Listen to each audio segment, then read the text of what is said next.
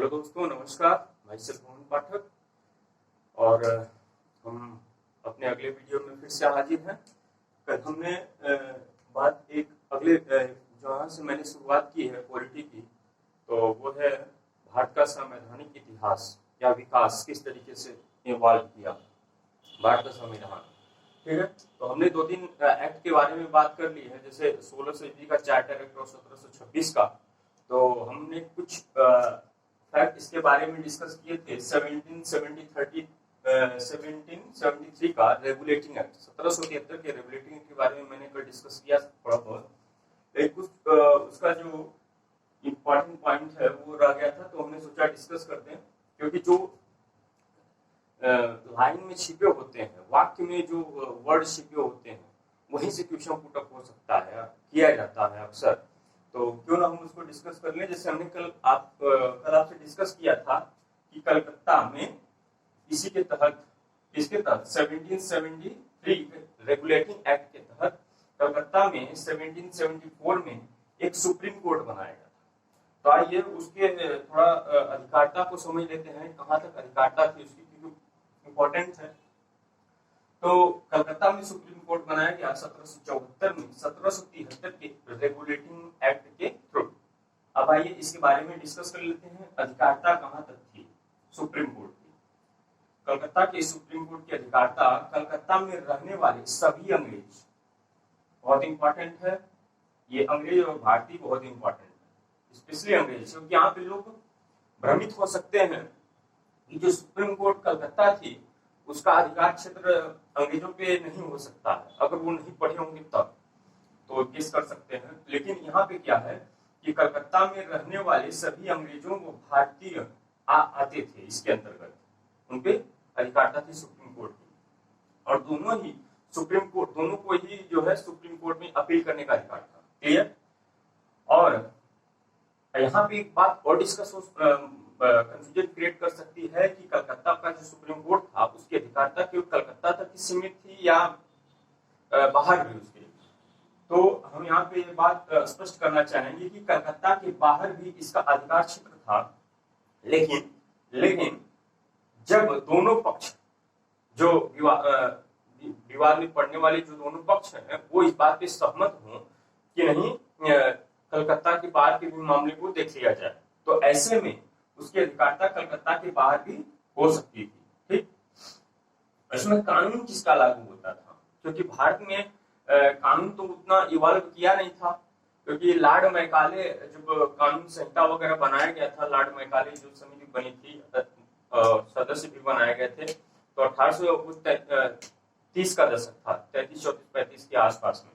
ठीक है, तो ये तो कानून इस समय किसका चल रहा था इस सुप्रीम कोर्ट में? वो था इंग्लिश कानून, मतलब अंग्रेजों का कानून चलता था, इंपॉर्टेंट क्वेश्चन।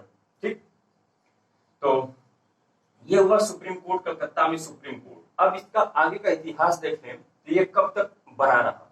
ये बना रहा 1862 तक, 1862 तक ये जो कलकत्ता का सुप्रीम कोर्ट है ये बना रहा। क्यों 1862 तक की? तो आइए हम इसको डिस्कस कर लेते हैं।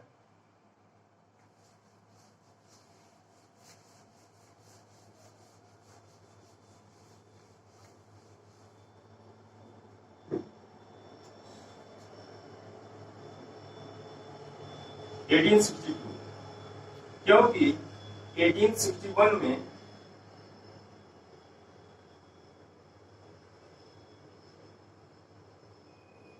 एक अधिनियम आया था,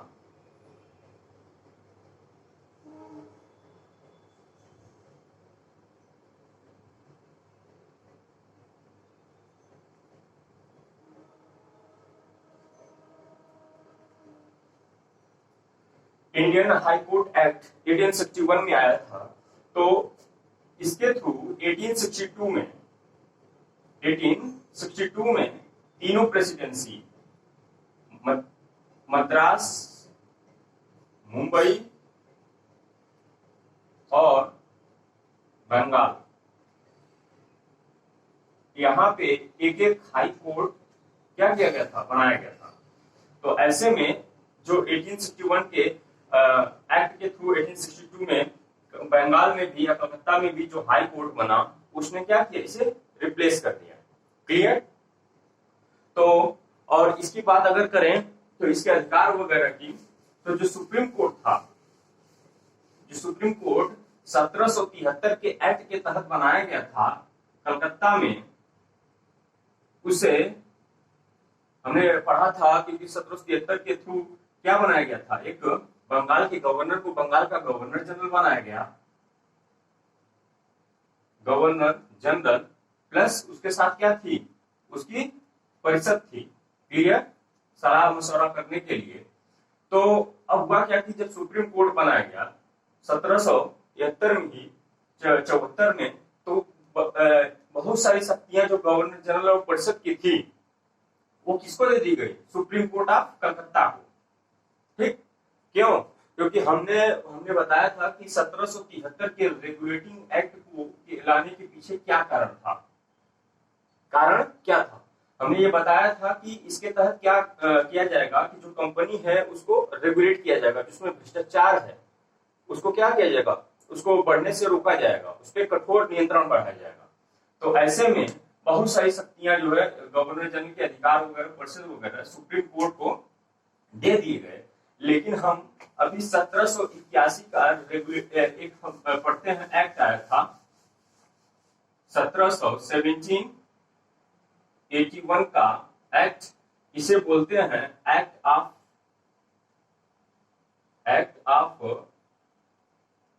सेटलमेंट।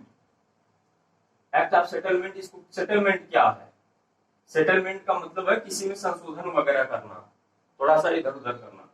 तो ये क्यों आया था, ये आया था 1773 का जो रेगुलेटिंग एक्ट था,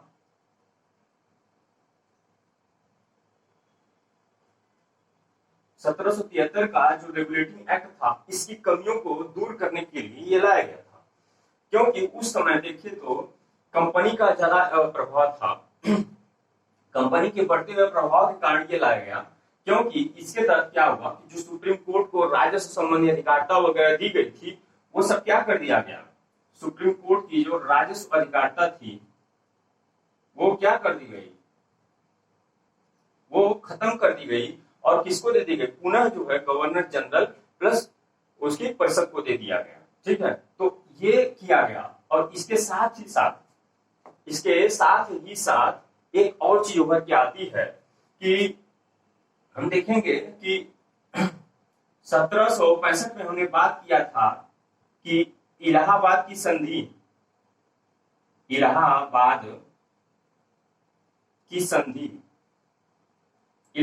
संधि जब बक्सर का युद्ध खत्म होने के बाद हुआ था, इसमें बक्सर के युद्ध में अंग्रेजों को विजय मिली थी। तो अंग्रेजों ने बारी बारी से संधियां की, इलाहाबाद की संधि। ठीक है? तो 1765 में हुआ था। तो इसमें बंगाल, बिहार और उड़ीसा, इन तीनों की जो दीवानी थी वो किसको दे दिया गया था, कंपनी को दे दिया गया था। राजस्व यहां से कलेक्ट कर सकते थे कंपनी के अधिकारी वगैरह। क्लियर? तो अब जब सुप्रीम कोर्ट आया 1774 में, तो अब यहाँ पे कॉन्फ्लिक्ट ऑफ इंटरेस्ट पैदा हो गया। क्लियर? कि सुप्रीम कोर्ट का वहां पे अधिकार रहेगा कि नहीं रहेगा। तो जो हमने राजस्व की बात की थी, राजस्व जो अधिकारिता था सुप्रीम कोर्ट का वो खत्म करने की, तो ये जो स्पेशली यहाँ पे राजस्व अधिकारिता कंपनी को मिला हुआ था, वो जब 1774 में सुप्रीम कोर्ट बना था तो उसको दे दिया गया था। 1774 में कंपनी जब सुप्रीम कोर्ट बना तो उसको दे दिया गया। लेकिन हुआ क्या कि जब 1781 का सेटलमेंट आया, एक्ट ऑफ सेटलमेंट, तो इसके तहत क्या हुआ कि पुनः वो राजस्व अधिकारिता कंपनी को दे दिया गया। मतलब जो इलाहाबाद की संधि थी, संधि में जो मिला हुआ अधिकार था कंपनी को, वो बना रहा। क्लियर? तो ये इंपॉर्टेंट चीज है। ठीक है? तो आइए अब अगले एक्ट के बारे में हम डिस्कस कर लेते हैं। तो ये बहुत ही छोटा छोटा प्रावधान है। मेंस और प्रीलिम पॉइंट ऑफ व्यू से, प्रीलिम में देखें तो कहीं पे भी छोटे बड़े एग्जामों में सीधे से पूछ देता कि किसको जो है एक्ट ऑफ सेटलमेंट एक्ट के नाम से जाना जाता है इस तरीके से। तो एक्ट ऑफ सेटलमेंट लाने के उद्देश्य क्या थे, क्लियर। तो एक्ट ऑफ सेटलमेंट के तहत हुआ क्या था, तो ये तीनों तरीके के क्वेश्चन बहुत इंपॉर्टेंट है। तो आइए हम अगला डिस्कस कर लेते हैं एक्ट के बारे में।